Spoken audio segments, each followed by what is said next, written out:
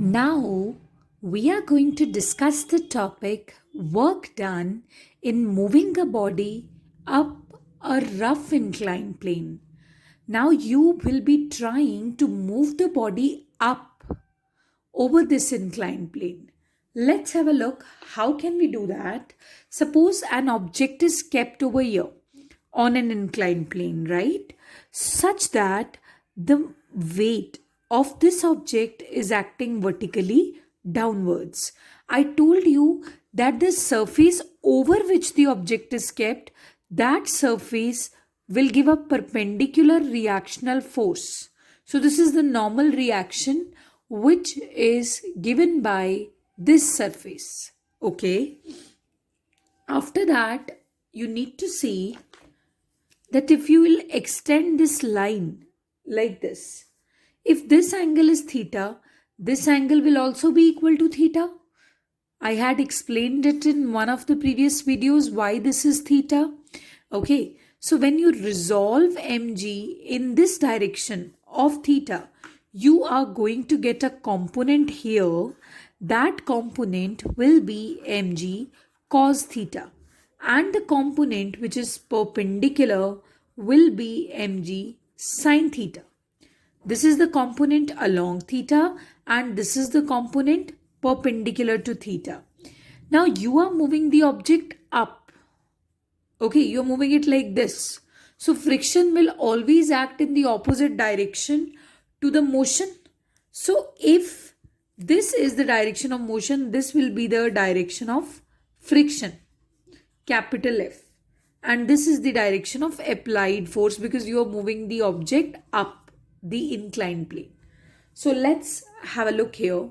Since there is no vertical motion of the object, that means the vertical forces are balancing out each other. That means this capital R equals to mg cos theta. Okay. Now, your applied force should be at least, this much so that it can balance these forces. See, you want to raise the object up the inclined plane. Okay. And these two forces are trying to drag the object downwards. So you need to do something which can balance these two forces. So your capital P should at least be equal to mg sin theta plus the friction. Okay. So work done will be equal to applied force, which should be at least equal to these two forces.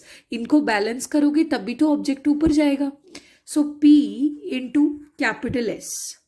So what is the value of capital P? It's mg sin theta plus friction into displacement. Now talking about this mg sin theta, friction is mu into R. Okay.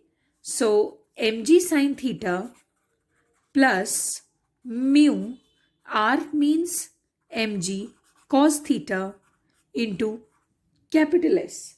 So this is, take mg common, mg sin theta plus mu cos theta into S.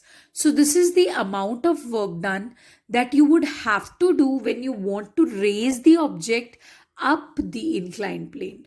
Always remember, whatever is the direction of impending motion, friction will always follow an opposite direction to the direction of impending motion.